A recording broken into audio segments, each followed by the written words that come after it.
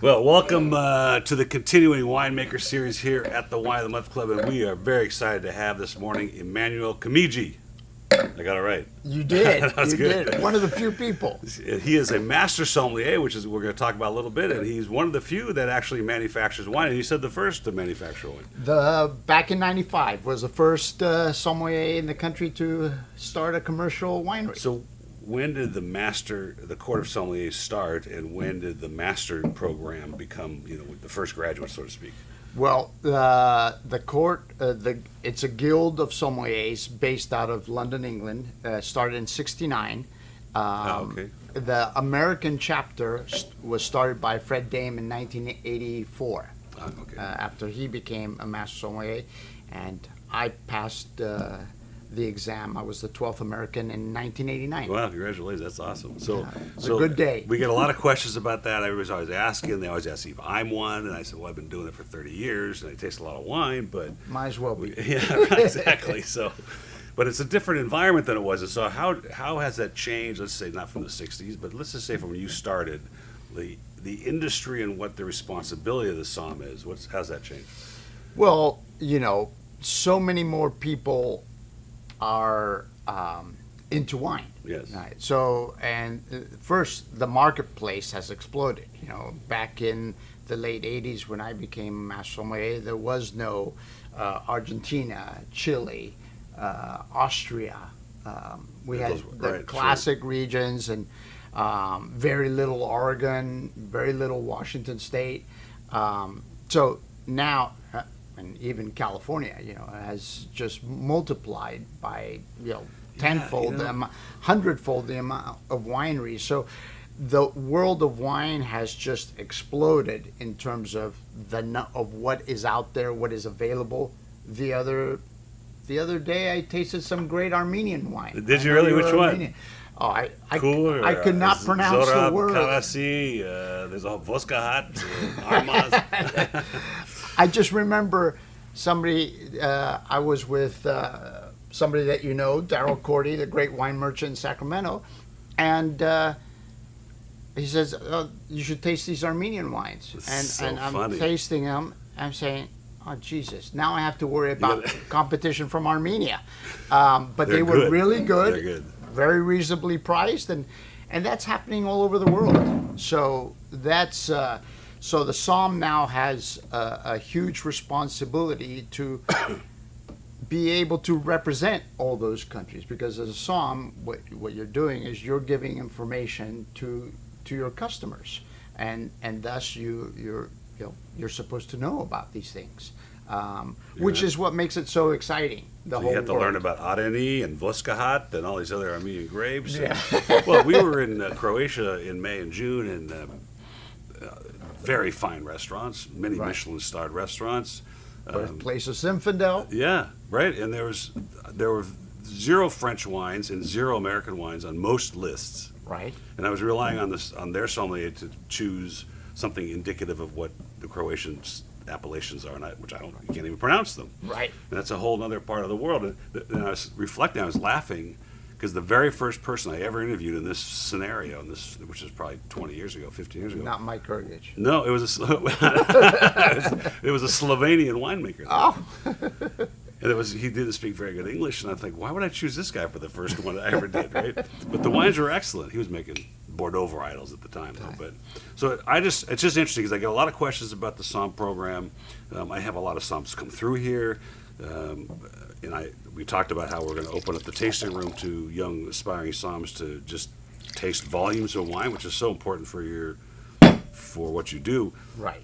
As well as the variety of things you taste. Well, and that's great that you're opening that up to some so that they get exposed, because that's how you learn, by getting exposed to a whole host of different wines. And that this is leads a great into example. an example of a wine that most of us are not too familiar. Priorat, about 80 miles southwest of Barcelona, now has become, kind of the preeminent. Well, I describe Priorat as like the Napa Valley of Spain. Oh, really? Okay, I've never heard that way. The most expensive, sought after, rare wines in Spain are now coming from this tiny region. only has about 5,000 acres worth of vineyards, so a tenth the size of Napa Not much, Valley. right? Mostly known for reds, 95% of what's planted. The heart and soul is Grenache and Carignan. Very little white. This is white Grenache, the genetic white version of red Grenache, which I find to be just It's fascinating. great, incredible variety. It's not indigenous, or it is indigenous to Priorat? No, Somebody brought it there. It's been there for a long time, though. It's been there for a long time. But yeah, it's not indigenous to Priorat per se. It's interesting because you don't, as often, because of the way white wines are made, get expressive terroir wines out of the whites, because they oak them and they do other things to them. And this clearly, to me, reeks of its soil and its environment, which is great, because Grenache Blanc, can be a fruity tropical thing, and it can be Sometimes they can subdued be like this. somewhat simple and a little boring, but this is what I like about Priorat, is that you have this slate soil Yes, you get and this this dramatic flint. region, and that character comes through, which is sure. what we want to do. I want to encapsulate what I think is a special place, and that's what we try to achieve here, as Well, we talked naturally about- as possible. Off camera, we talked a little bit about grapes and what they're to do, and I was going to mention, I didn't get a chance to mention, my fascination is rather new to that part of the wine business, because I spent so much time just tasting wines of average quality. But there's a book from Dan Barber, which is the chef out of New York at the Right. Blue Hill Farms, and he has a whole conversation in his book, but none of it's about wine, but it all applies to vineyards and grapes. It's about wheat. It's about the pigs and the Iberian pigs, Right. And what they eat, and the nutrients of the soil, and how they're depleted every time you harvest some wheat, and then you need to know what's left in order to know what to grow. And it's fascinating. And when you apply it to grapes, you get character like this. Yeah. It's what's feeding these grapes, right? Well, and we don't irrigate, so it is really what comes out of this place more than anything else. Now we're going to change directions. and Change we're going directions. to Now Shard. we go to my project in California, Mura. So this is the one white that we made. We made a whopping 12 barrels of it, so about Wow. 275 cases. This is from the Hudson Vineyard in Carneros. Most of us feel that Hudson and the Hyde Vineyard are the two finest Chardonnay vineyards in Napa, and two of the finest in all of California. All barrel fermented, native yeast, no fining, no filtering. So try to really stay out of the way and let the wine come through and speak for itself. Isn't that what the winemaker's creed really is, to get out of the way and do it right, instead of trying to Well, for Make the- some of us, not all of us. make the best wine out of what you've been given? Some of us like to have our personality in the wine. I like to think that wine passes through my hands without having too much of my imprint on it. This, we talked about barrel fermentation versus barrel aging, and this is at feminine oak. But it was fascinating about this was that you get the grape. So much of Chardonnay is just white wine or over oaked or too simple, but this you actually feel and taste what Chardonnay has to offer as a grape. A lot of green apples, there's some citrus. It's really quite fascinating and Thank you. complex. And it Yeah. hangs around. That's the other thing I really like. But it hangs around. You still taste it a little while. Noreen, can you check to make sure that red light's still in the thing? See how informal we are right now? Yeah. So just make sure this keeps flashing. This is 2017 too, so Yes. it's rather young. We released this in October. Oh wow! So it's just really out in the market, Really just out on the market. and it's been received probably very well by. Thankfully, restaurateurs. thankfully it has. Okay, we're gonna do the first Pinot, which that was the first time in months, probably maybe even more, that the term whole cluster fermentation has come through here, and I grasped it in the nose and found the complexity of this wine because of that. Very interesting. But what drove you to the whole cluster fermentation being fermenting the grapes in their skins, basically, right? Right. And well, we tried whenever we work with a vineyard for the first time, we try different things to find what we think best represents that site and shows that that vineyard. So we add different amounts of whole cluster.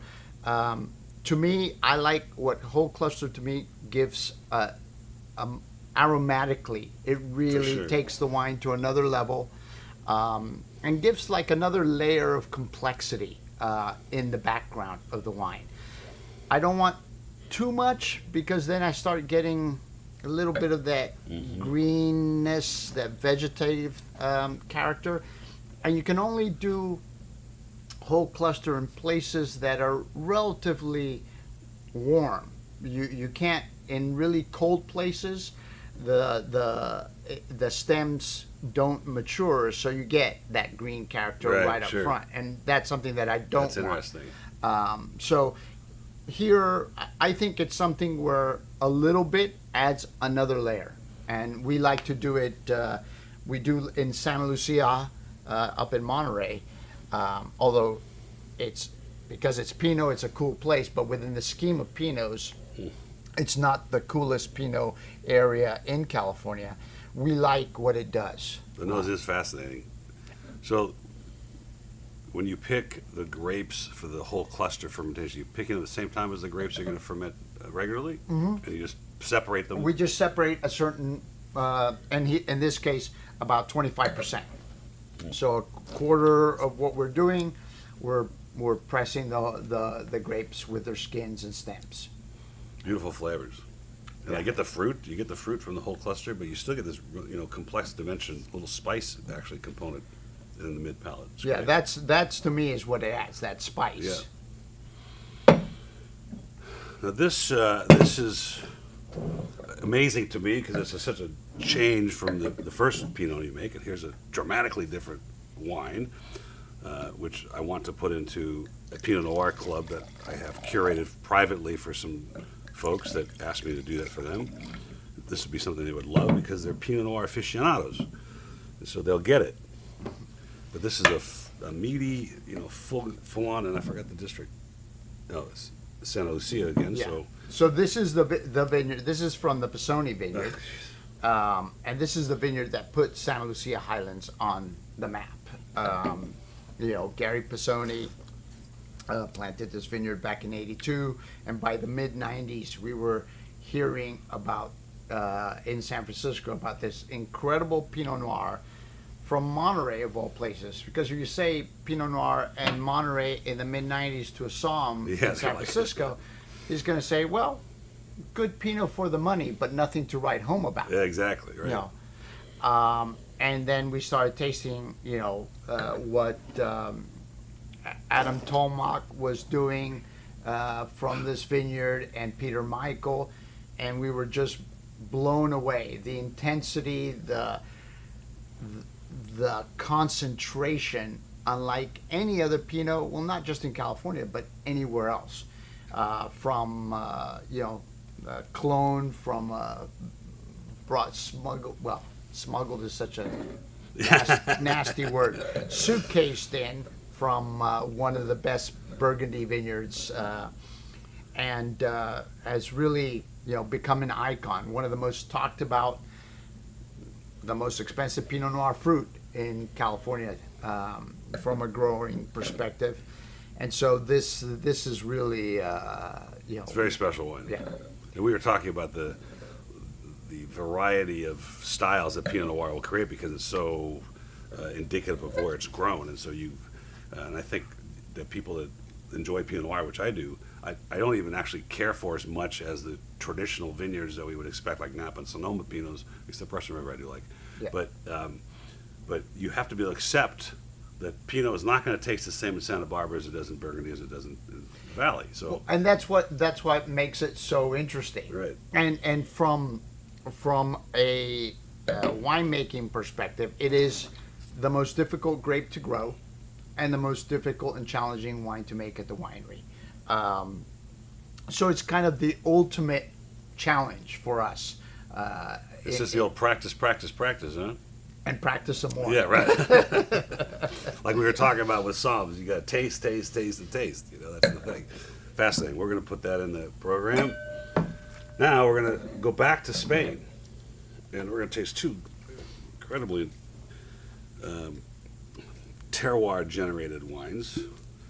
So now Garnacha we go back to Spain to Montsant. So Montsant is within the valley of Priorat. You have two appellations: Priorat in the middle, and Montsant that almost surrounds it, almost like a horseshoe, almost completely. Montsant, the soil, the difference between Montsant and Priorat is that Montsant, the soil is that same slate, but with some clay. So the soil is a little more fertile. The wines have a little bit more fruit, more approachable in their youth. This is unusual because it's only Grenache. It's not blended in with the traditional Carignan or the allowed Cabernet Syrah or Merlot. You don't see that very often, 100% Garnacha. No. But this is what a low-yielding, non-irrigated, organically grown wine can give you. An intensity, a color that What I find fascinating, I was talking about this a little bit, the nose. The character of the wine, to me, does not follow the nose explicitly. However, the nose now just hit me. It's sort of an old world nose, right? Yeah. It's got that perfume, a little bit of that forest mushroom. Yes, that's a great description. And then, but the body is great, and it's the 13. It's 5 years in the bottle, 4 years in the bottle. Yeah. You would never know that. I don't think I would. And it's going, we've been, this is the first vineyard that I bought with three well-known French chefs that are good friends. A word to the wise, never do a project with three very well-known French chefs. It took 6 months just to agree on the name. But no, they're great guys. That's funny. And very passionate, so they bring a lot of energy to the project. But this is a wine that, as a somm, I love it because it goes with so many different kinds of food. It's one of the most versatile wines that you can have. You can really enjoy this. I might be able to stump Mrs. K with this one. Because she's like I said, I understand that their own variety. To call it that's not fair, but I try to give her Syrahs and all kinds of things. She won't drink them. You mentioned three French chefs. My daughter today, she's a head baker at a restaurant, at two restaurants in New York. Oh. Her chef, Jonathan Beno, is expecting today's New York Times critic to write about his restaurant. Wow. And apparently he spent a lot of time examining the rolls that my daughter makes and the crackers and things she makes. And so we're all excited to find out what's going to happen. Well, And he's going after a Michelin star. This is his second restaurant with such accolades. Wow. So, and he's a character. These guys are characters. You have to be not flamboyant, but you have to take risks, and that takes a certain personality to do what you're doing. It's not that easy. I think a top chef has a passion that he has to have for what he does. Otherwise, it's such a competitive world that we were talking about you have to have oddball characters. You do. We were talking about the Blue Hill recently, and he had Alain Ducasse at his place, and this is years ago, and I won't tell you the whole story, but it came down to where Alain Ducasse was able to determine that the cows that made the butter was not made by hand, and it had been machine cultured, and that the cows where the milk came from were not grazing near the barn and actually were out somewhere else by the character. So the terroir of the butter. Yeah. Well, you are not what you eat. What you eat eats. That's correct. That's absolutely correct. So, and you are what you drinks. So tell us about this. This is really fascinating. So this is the vineyard right next to Arels, the Grenache vineyard. It's a 5-acre vineyard. So we only make about 350 cases of each of these. The main difference is that this is 70% Syrah and 30% Garnacha. So why don't I get this gamey blueberry that you get from some other parts of the world with Syrah? This is really balanced and well, here more complex. I think in this wine what I find is that the body, the muscle, this a little bit of that smoky pepperiness comes from the Syrah, but the Grenache is intense enough to stand up and add its own character. So this is where,